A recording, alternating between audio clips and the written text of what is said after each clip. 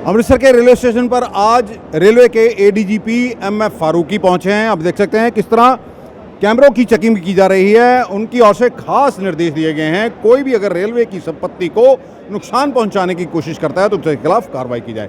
आपको बता दें कि केंद्र सरकार की ओर से शुरू की गई अग्निपथ योजना के खिलाफ देश भर में प्रदर्शन है। हालांकि पंजाब में अभी बहुत सारी घटनाएं नहीं हुई हैं, लेकिन एक दिन दो दिन पहले लुधियाना में रेलवे स्टेशन पर खासा बवाल हुआ था। उसके बाद से ही आदेश हैं कि रेलवे की संपत्ति को नुकसान पहुंचाने वालों के खिलाफ कड़ी कार्रवाई की जाए। देश भर में अग्निपथ योजना का युवाओं की तरफ से विरोध किया जा रहा है। इस योजना के तहत युवाओं को रेलवे में केवल 4 साल के लिए भर्ती किया जाएगा। आयु सीमा रहेगी 17.5 साल से 21 साल तक। हालांकि केंद्र सरकार की ओर से इस बार ये कहा गया है कि इस साल 2 वर्ष की छूट दी गई है अग्निवीरों की भर्ती में, लेकिन जो युवा सालों से सेना में भर्ती होने के लिए कोशिश कर रहे हैं उनका क्या, इसीलिए युवा विरोध प्रदर्शन कर रहे हैं, क्योंकि पहले ही सरकारी जो है नौकरियां खाली पड़ी हुई हैं, युवाओं को रोजगार नहीं मिल रहा है।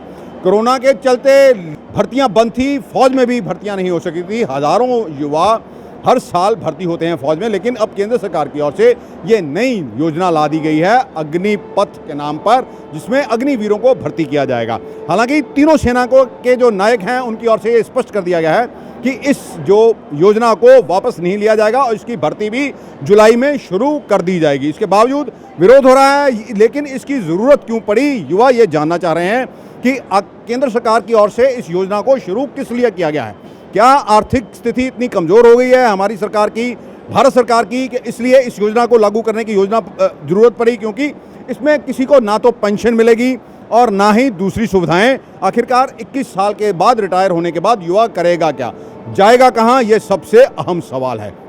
21 साल के युवा को क्या बेरोजगार कर दिया जाएगा? एक तरफ तो नेता लोग उम्र रहते यानी कि 80-90 साल की उम्र तक भी चुनाव लड़ते हैं, लेकिन युवाओं को केवल 4 साल के लिए ही नौकरी दी जा रही है, उसमें भी छुट्टियों की बात की जा रही है। इसी कारण जो है देखिए अब कई जगह विरोध भी हुआ है। हमारे साथ हैं एमएफ फारूकी हैं, एडीजीपी हैं रेलवे के, से बात करते हैं। सर नमस्कार जी। हाँ जी नमस्कार। आज थोड़ा बताएंगे आपकी तरफ से अमृतसर रेलवे स्टेशन का जो दौरा किया गया है।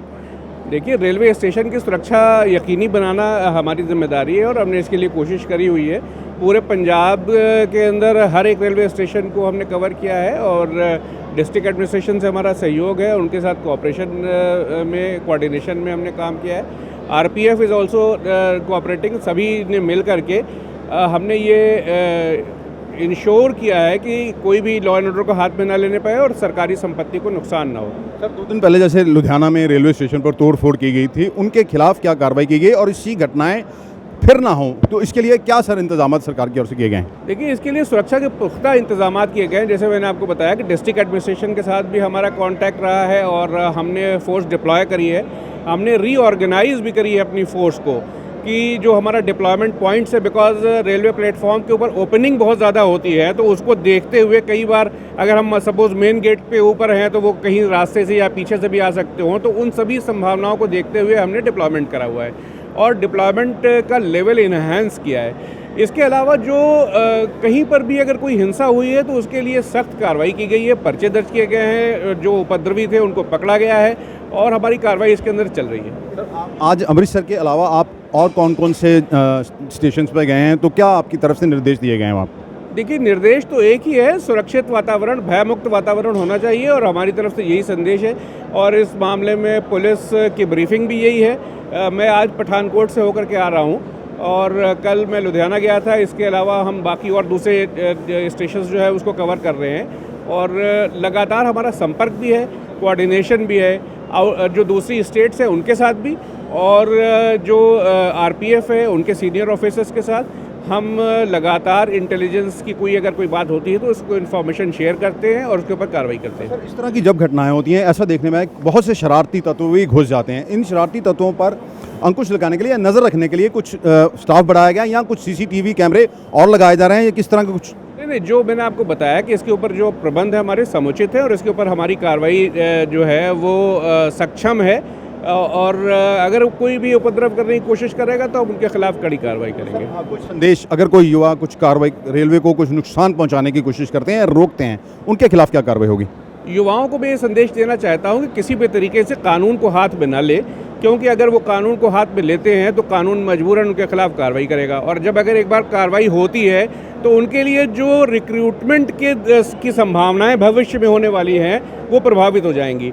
तो इसलिए उनको जो संवैधानिक अधिकार है उनका, उसके अंदर रह करके विरोध प्रदर्शन करना चाहिए, अपनी बात कहनी चाहिए और कोशिश करनी चाहिए कि सरकारी संपत्ति को नुकसान ना हो, कानून को हाथ में न ले, ताकि उसके कॉन्सिक्वेंसेस उनके लिए ज़्यादा भयानक ना हो।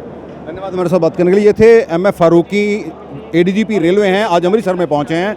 ये वहां पर जा रहे हैं, अलग अलग जिलों में, आज पठानकोट भी गए थे, अमृतसर में भी आज पहुंचे हुए हैं। इनका ये कहना है कि युवा अगर शांति में ढंग से प्रदर्शन करते हैं तो ठीक है, अगर रेलवे की संपत्ति को नुकसान पहुंचाने की कोशिश करते हैं तो उनके खिलाफ सख्त कार्रवाई की जाएगी। और हमारी भी युवाओं से ये अपील है कि सरकारी संपत्ति को नुकसान ना पहुंचाएं। विरोध करने के और भी कई तरीके हैं। आप नेताओं के, मंत्रियों के घरों का घेराव कर सकते हैं, लेकिन ऐसा नहीं है कि आप सरकारी संपत्ति को नुकसान पहुंचाएं, क्योंकि इसे बनाने में देश के टैक्स पेयर का पैसा लगता है। और बहुत ये रेलवे भी वही है जिसमें हम और आप और आम जनता जो है सफ़र करती है।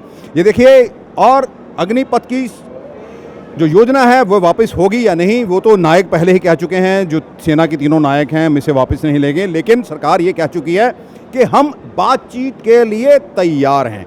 लेकिन बातचीत अब कब होगी, जबकि ये सब स्पष्ट हो चुका है कि जुलाई से, अगले महीने से इनकी भर्तियां शुरू हो जानी हैं। वैसे तो ऐसे क्यास लगाए जा रहे थे कि जिस तरह के हाल 3 कृषि कानूनों का हुआ था, किस तरह से वह लागू कर दिए गए थे, और बाद में किस तरह किसानों ने दिल्ली की सरहदों को घेर लिया था। कहीं इन कानूनों का हाल भी ऐसा तो नहीं होगा, लेकिन अब ये स्पष्ट हो गया है कि सरकार इस पर रोल बैक करने वाली नहीं है।